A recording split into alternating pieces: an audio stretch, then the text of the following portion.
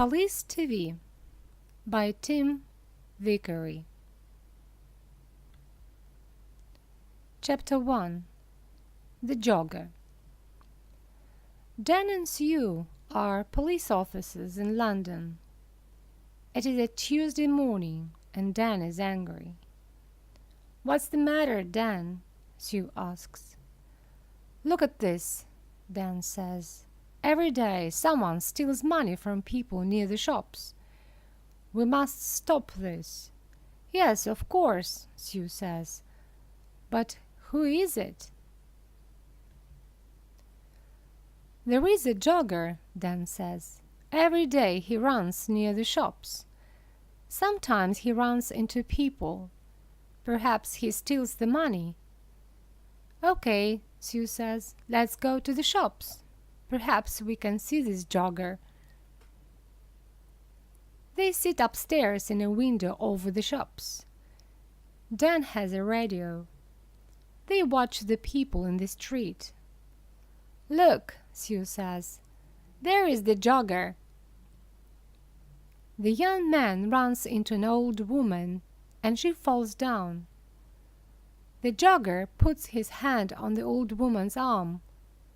"I'm sorry," he says. "Can I help you? Here is your bag." Then a young woman shouts at him. "Don't run here," she says. "It's dangerous. Go away." The young man runs away. Dan talks in his radio. "Quick, stop him. He's running up North Street." A police car stops the young man in North Street.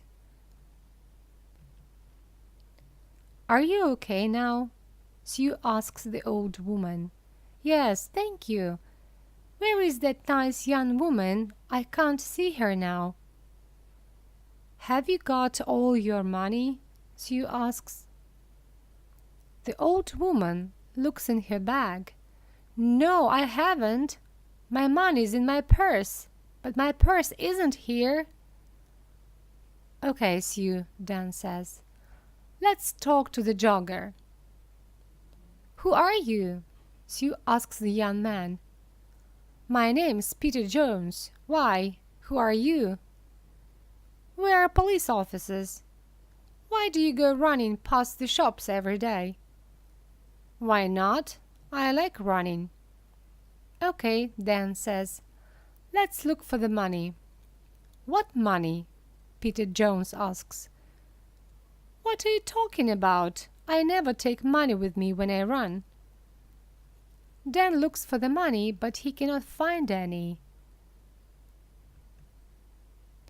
"Can I go now?" Peter Jones asks. "Okay," Dan says angrily, "but don't come back." "Why not?" Peter asks angrily. "I live here, and I am not doing anything wrong." He runs away. "What do we do now?" Sue asks. "Where is the old woman's money and her purse?" "I don't know," says Dan. "Somebody has it, but who?" Chapter 2. TV. Dan and Sue go back to the shops. "I don't understand," Dan says. "The jogger hasn't got the money, so we must look for someone different."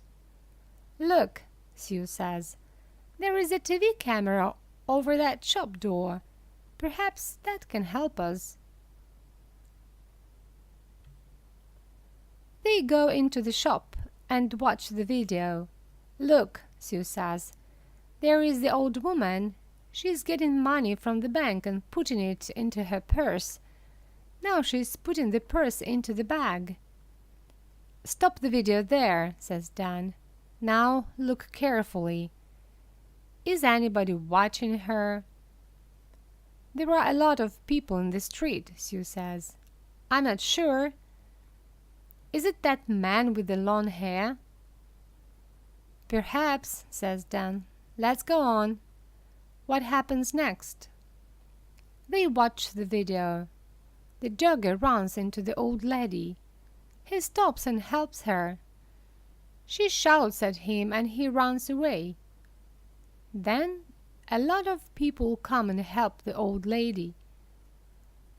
"Look," Sue says, "the long-haired man has her arm." "Yes, but that woman has her bag," Dan says. "What's she doing with it? Oh, I can't see. There is a man in front of her." "Listen, I have an idea," Dan says. "You go to the bank tomorrow and take some money out." "Why is that a good idea?" Sue asks. "Because we can watch you," Dan answers. "Get a lot of money from the bank and let everybody in the street see it. Take a radio too, so you can talk to me." "Okay," Sue says. "We can do that tomorrow morning then." Chapter 3. Help me, quick. Next day, Sue goes to the bank. Dan is watching with another policeman, Jim. They have radios. "I'm getting the money now," Sue says. "That's good, Sue," Dan says on his radio. "Now let everybody see it." Sue drops some money near her feet. People in the street look at her. "Look, there is the man with the long hair," Jim says. "He's picking up the money. Shall I arrest him?" "No, wait," Dan says. "Watch." The man picks up the money and gives it to Sue. "Here you are," he says. "That's a lot of money. Be careful." "Thanks," Sue says. "That's okay." The man smiles and walks away. "Have you got all the money, Sue?" Dan asks by radio. "Yes, it's all here," Sue says. "What can I do now?" "Buy some things in the shops and then walk slowly down the street," Dan says. "We're watching you." Sue buys some apples, milk, and bread. Then she walks slowly down the street. Dan and Jim watch her go. "Is anybody following me?" Sue asks. "No," Dan says. "There is a woman with a baby. That's all." "Don't follow me," Sue says into the radio. "Nobody must see you. I'm turning right into Smith Street. Now I'm turning left into Peg Lane. The woman with the baby is following me. I'm turning right into Dale Avenue." "Are there lots of people about?" Dan asks. "No, it's very quiet. Nothing is happening." Dan and Jim wait. Then Sue shouts, "Be careful! Oh, help me! Quick, help!" The jogger, Peter Jones, runs into Sue and she falls over. There are apples, milk, and bread everywhere. "I'm sorry," says the man. "Let me help you." The woman takes Sue's arm. "Are you okay?" she asks. "Go away!" she shouts at the man. But he sees the radio in Sue's pocket. "What's this?" he asks. "A police radio? Give me the money, quick!" He takes the money and runs.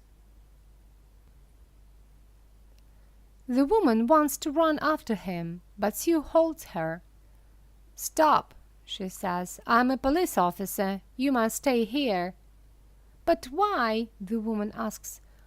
"I want to help you. That man has your money. I haven't got it." "Is he your friend?" Sue asks.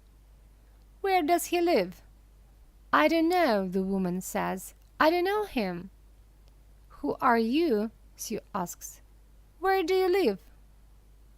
Linda Wilkes. "I live at 14 Old Street." Chapter 4. Man with a Knife. Dan runs up to Sue. "Are you okay?" he asks. "Yes, I'm okay," she says. "Go on, Dan, run." Sue calls a police car on her radio. Dan runs after Peter Jones. "Jim, he's turning left into Dock Lane," he shouts. "Can you see him?" "I can see him, but he's running very fast," Jim says. The jogger sees Jim and gets into a boat. Jim runs to the river and gets into the boat, too. "Stop," Jim says. "I'm a police officer. Oh no!" The jogger, Peter Jones, hits Jim and he falls into the water. The boat goes across the river. Dan helps Jim out of the water. "He's going into a cafe," Dan says. "Come on, let's run to that bridge." They go across the bridge and run to the cafe. Jim goes behind the cafe and Dan goes in. "Is he in there?" Jim asks on his radio. "Yes," Dan answers. "Jim, he's coming out." "Stop," says Jim. "I'm a police officer." But Peter has a knife in his hand. Jim holds out his hand. "Give me the knife, Peter." "Stay back," Peter says. "I can kill you with this." Jim can see Dan in the door behind Peter. Dan walks out of the door very slowly and quietly. "Come on, Peter," says Jim. "Give me the knife." Dan takes Peter's arms from behind and Jim takes the knife from his hand. Dan finds the money in Peter's trousers. Chapter 5. At the police station.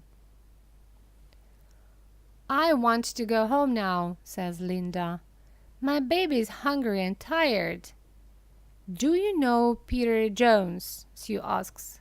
"Do you and Peter steal money from people?" "No, I don't know him, and I never steal money." "Do you know this woman, Peter?" Dan asks. "No," says Peter, "I don't know her. Who is she?" Dan and Sue go back to their office. "Does Linda work with Peter?" Dan asks Sue. "Yes, she does," says Sue. "Watch this video. Look, there she is.